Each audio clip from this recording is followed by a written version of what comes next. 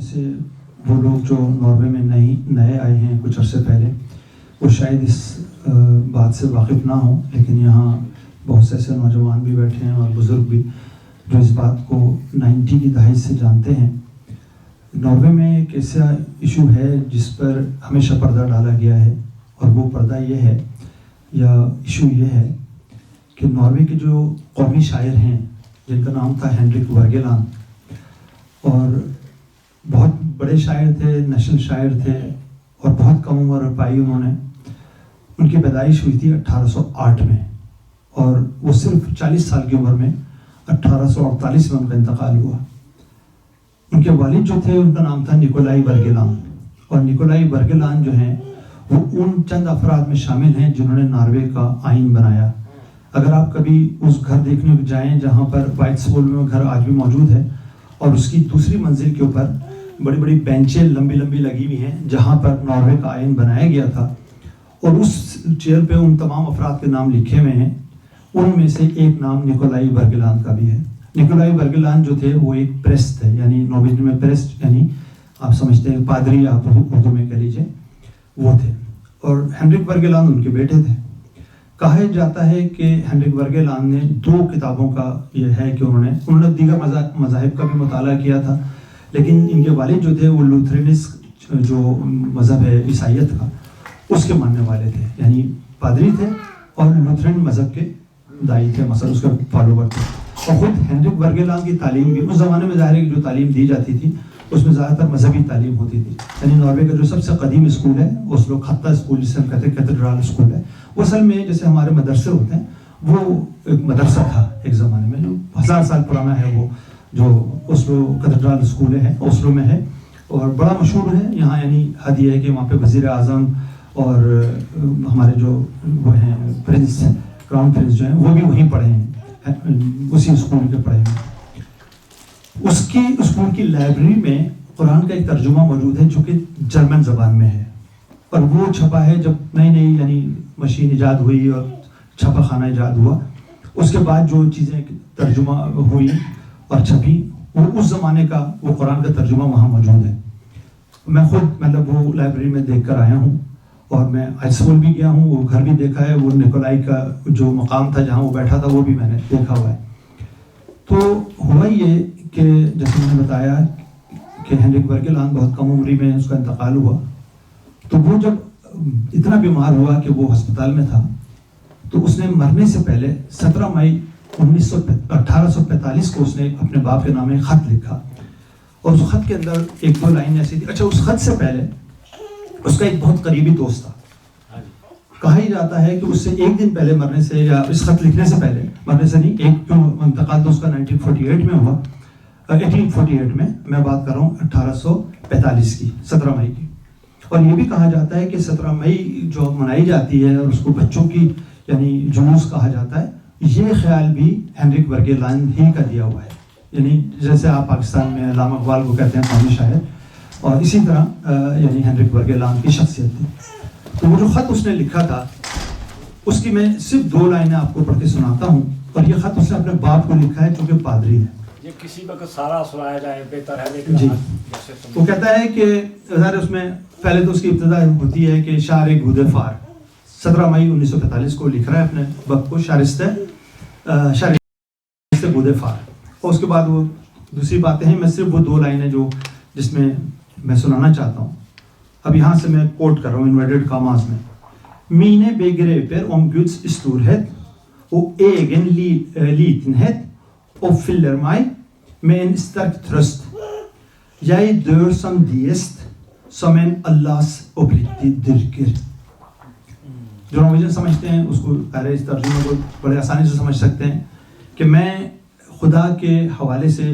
خدا کی جو یعنی کبریائی ہے اس کے حوالے سے اپنے آپ کو بہت چھوٹا محسوس کرتا ہوں، اور میں ایک دیست یعنی ایک خدا کو ماننے والے کے طور پر، اللہ کے اوپرتی درگر یعنی اللہ کا بندے کے طور پر، عبادت گزار کے طور پر میں مر رہا ہوں۔ اچھا، اس سے پہلے اس نے جو اپنے دوست سے 1 دن پہلے ملاقات کی، اس کا نام بھی تاریخ میں موجود ہے، اور اس نے یعنی اس ملاقات کا ذکر فرینچ میں ایک رسالہ نکلتا تھا 1918 میں وہ چھپا. اس میں 19 رسالے میں اس نے کہا کہ اس نے مرنے سے پہلے مجھے کہا کہ میں اسلام کو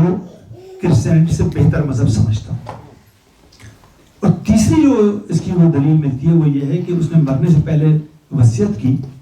کہ مجھے عیسائی طریقے سے دفنایا نہ جائے, میری تدفین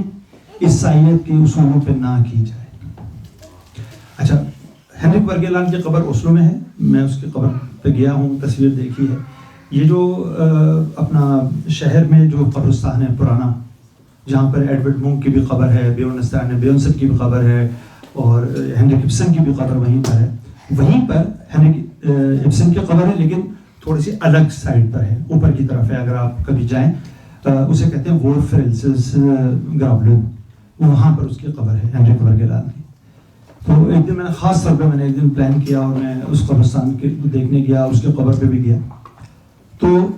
اب مسئلہ یہ ہے کہ اس سے تو ہمارا جو عقیدہ ہے وہ یہ ہے کہ کوئی بھی شخص مرنے سے پہلے اگر وہ اللہ تعالیٰ کی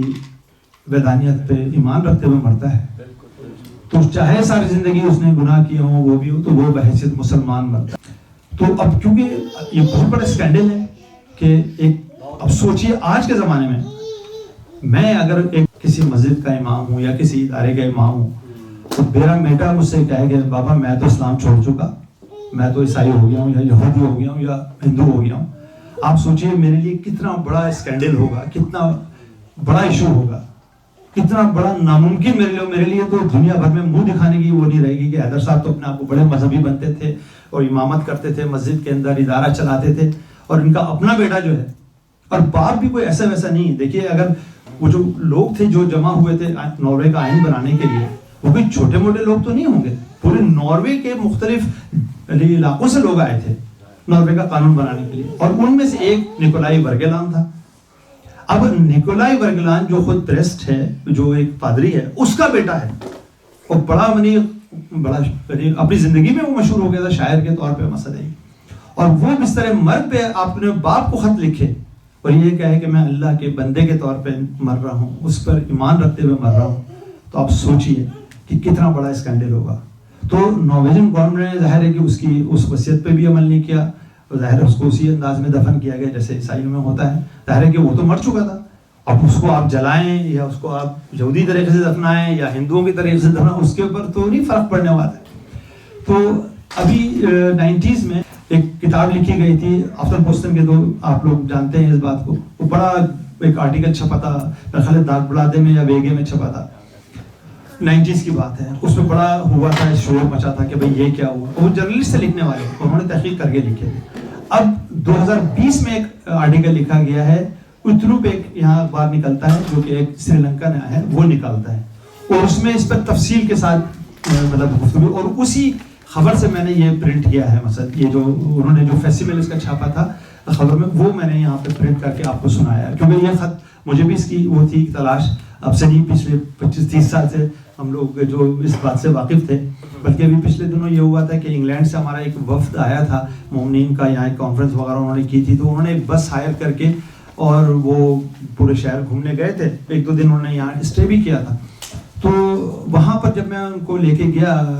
ہینرک ورگیلان کا جو مجسمہ لگا ہوا ہے یہاں نیشنل تھیٹر پہ, تو میں نے ان کو جب یہ بات بتائی تو ان کے لیے بھی بڑی حیرانی کی بات تھی. میں نے کہا بھائی اس کو ہم کہہ سکتے ہیں کہ یہ ناروے کا پہلا مسلمان تھا. صلوات پڑھی محمد علیہ.